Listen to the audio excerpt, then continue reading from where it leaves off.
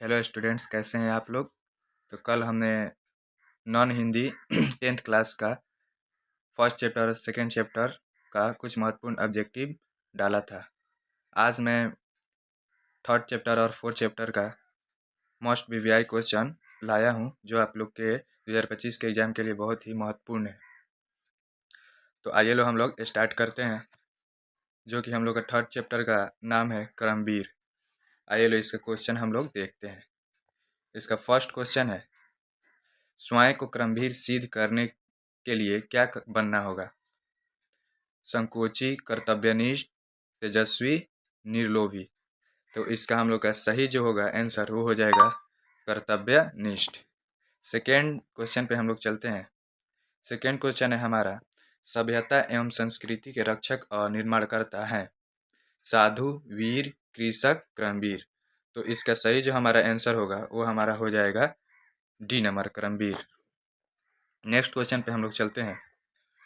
Third number, क्रमवीर पाठ की विधा है कहानी, कविता, डायरी, निबंध।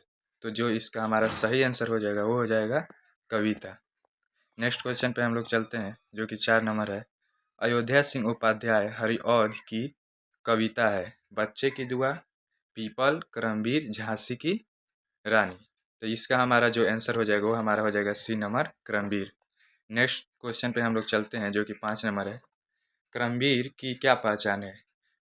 जो कर्म के प्रति निष्ठा रखते हैं, भाग्य के भरोसे बैठे रहते हैं, आज का काम कल पर टालते हैं, और डी नंबर भाग्य को कोसते रहते हैं। तो इसका हमारा जो सही आंसर हो जाएगा वो हो जाएगा हमारा ए नंबर, जो कर्म के प्रति निष्ठा रखते हैं। नेक्स्ट क्वेश्चन पे चलते हैं हम लोग। डैश डैश डैश के द्वारा मनोवांछित लक्ष्य की प्राप्ति की जा सकती है। परिश्रम, चालाकी, दूसरे की मदद, इनमें से कोई नहीं। तो इसका जो हमारा आंसर होगा वो हो जाएगा हमारा परिश्रम, ए नंबर। नेक्स्ट क्वेश्चन पे हम लोग चलते हैं, जो कि 7 नंबर है इस चैप्टर का।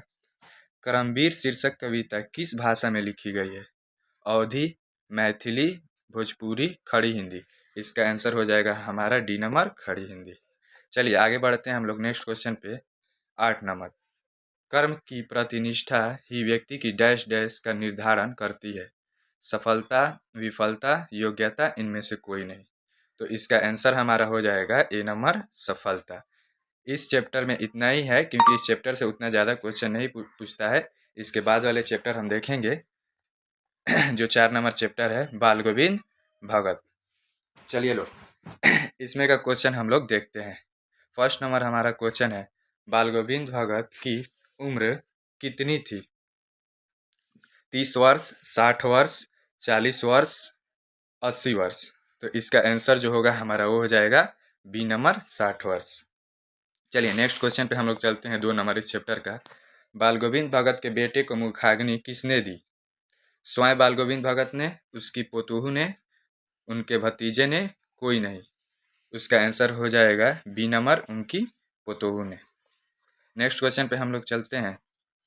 बाल गोविंद भगत अपने प्रेमी मंडल के साथ इतना आनंद विभोर हो जाते कि खंजड़ी बजाते बजाते डैश डैश थे, रो पड़ते, बेसुध हो जाते, नाच उठते, इनमें से कोई नहीं। इसका आंसर हो जाएगा हमारा सी नंबर, नाच उठते।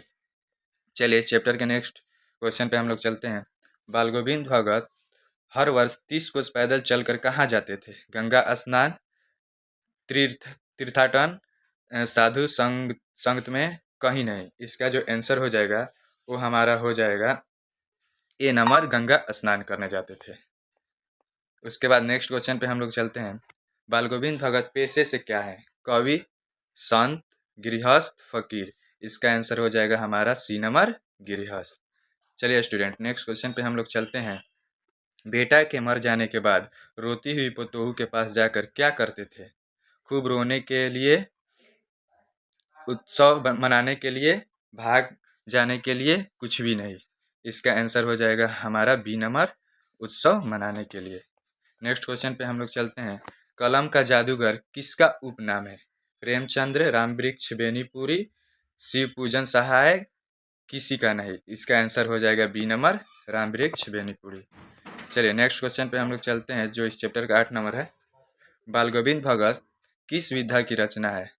संस्मरण, निबंध, रेखाचित्र, कहानी। इसका आंसर हो जाएगा हमारा सी नंबर रेखा चित्र। नेक्स्ट क्वेश्चन पे हम लोग चलते हैं।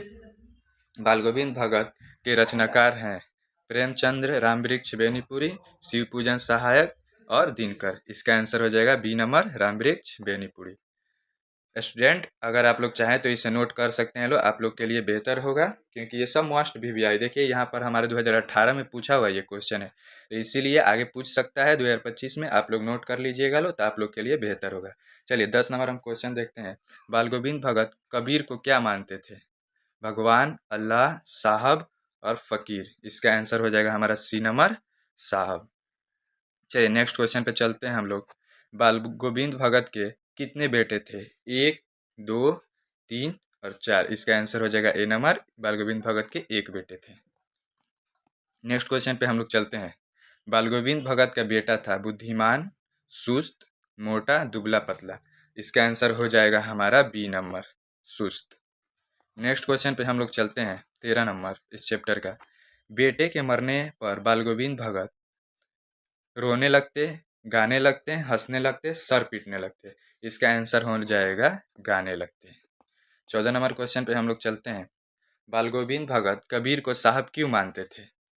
बचपन के दोस्त थे, साथ पढ़ते थे, कबीर के आदर्शों पर चलते थे, कबीर के पुजारी थे। तो इसका आंसर हो जाएगा हमारा सी नंबर, कबीर के आदर्शों पर चलते थे। 15 नंबर हमारा क्वेश्चन है। बाल गोविंद भगत किसे अपना आदर्श मानते थे?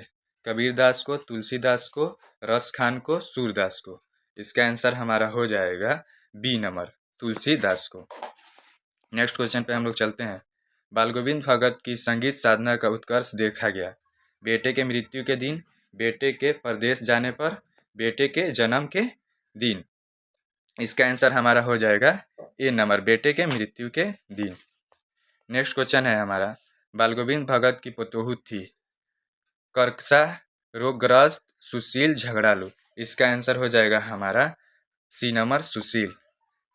आज के लिए इतना ही रहने देते हैं, नेक्स्ट चैप्टर हम नेक्स्ट वीडियो में डालेंगे। बाय।